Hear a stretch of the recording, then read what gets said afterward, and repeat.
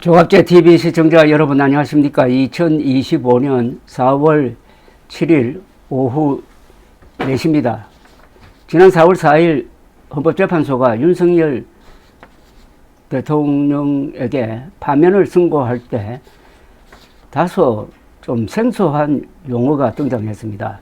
국민 신임 배반이라고 그랬습니다. 국민 신임 배반, 줄이면은 국민 배반. 근데 이 배반이 뭐냐 하면은 그 결정문을 읽어보면은 첫째는 군사적 반역입니다. 군 통수권자인 대통령이 헌법이 인정하는 범위 안에서 군사력을 동원한 게 아니고 헌법이 허용할 수 없는 계엄령을 펴므로써 군대를 사적 목적으로 동원해가지고 헌법기관인 국회와 선관위를 점거하려고 했다 하는 이 대목은 그냥 그대로 줄이면 군사 반란이 되는 겁니다. 군사 반란. 물론 이걸 형법적으로 구성을 하면은 내란, 수괴 뭐 이렇게 되는데 쉬운 말로 그렇다는 이야기입니다. 또 하나가 있습니다. 국민 신임 배반이라고 했을 때 그 배반에 또 하나의 함축성이 있습니다. 즉 2,800만 명의 유권자가 투표에 참여해가지고 총선 결과를 만들어내었는데 그 결과를 받아들이지 않고 부정선거였다라고 불복을 하고 국회가 부정선거로 구성되었다고 하면서 계엄령을 편 점, 이것은 선거 불복입니다. 그걸 합치면은 국가 배반 세력 또는 국가 배반자 이렇게 되는 거죠. 그런데 헌법재판소가 국민의힘 소속 윤석열 대통령을 국민 신임 배반자로 규정해가지고 파면한 것은 그 내용상 국민의힘에 대한 경고입니다. 왜냐하면은 그런 대통령을 국민의힘이 뽑았고 비상계엄령을 폈는데도 불구하고 다수 국민의힘 의원은 그 사람을 처벌하는데 반대했으니까 한통속이라는 이런 이야기죠. 내란 우두머리 혐의자로 기소된 윤석열은 이제 파면된 대통령이 되어가지고 민간인 신분이 되었습니다. 국민의힘은 국가 반역 혐의자를 현재도 제명도 안 하고 출당도 안 시키고 지난 넉 달간 사실상 그를 비호하면서 오히려 헌법재판소와 선거관리위원회 등 국가기관, 헌법기관을 공격하는 데 앞장섰습니다.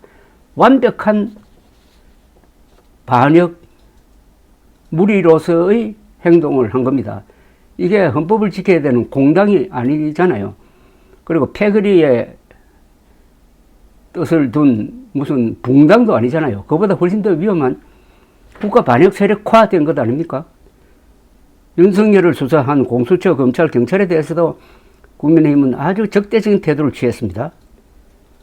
헌법의 칼로 반역자를 응징한 헌법재판소의 결정에 대한 저항과 도전이 아직도 계속된다고 봐야 됩니다. 왜냐하면 헌법재판소 선고는 한동훈 전 대표의 노선이 옳았음을 증명을 했습니다. 국민의힘은 계엄에 반대하여 진압에 앞장섰고 탄핵 소추에 찬성하였던 한동훈 노선으로 복귀하여야 살 길을 찾을 수 있는데 오히려 의원총회 같은 걸 열면은 한동훈 세력을 적대시하면서 아직도 윤석열 지지를 철회하지 않고 있습니다.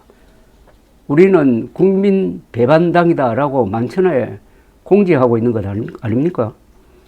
이는 국민 배반자에 충성하는 길이고 국가에 반역하는 길입니다.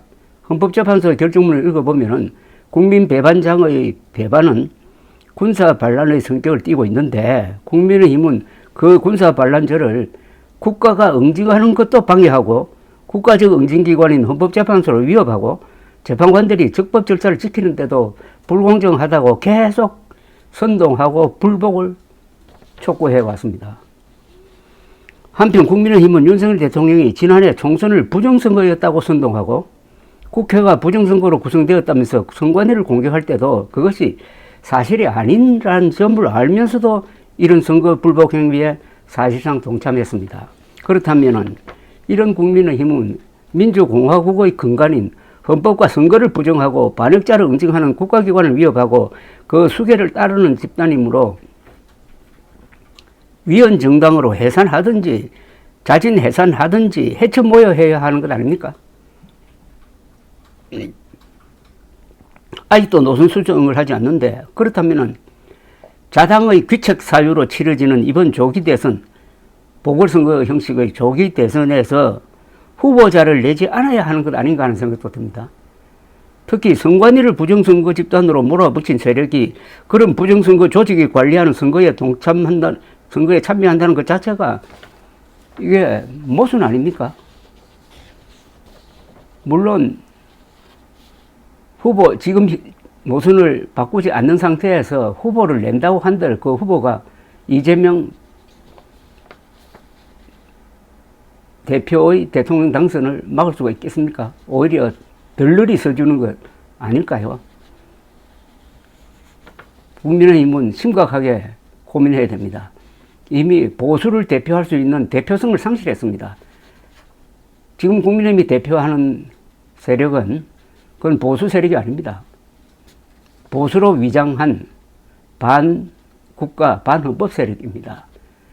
이런 정당이 그 위험천만한 노선을 수정하지 않고 후보를 낸다는 것보다는 이번에는 후보를 내지 않고 어떻게 하면은 다음을 기약을 할 것인지 아니면 솔직하게 분당을 해가지고 윤석열 파와 반윤석열 친대한민국 파로 나누어서 한국의 보수 중에서도 합리적인 헌법을 지키는 보수의 지지를 받는 새로운 정당을 만들어낼 것인지 이제는 고민할 때입니다.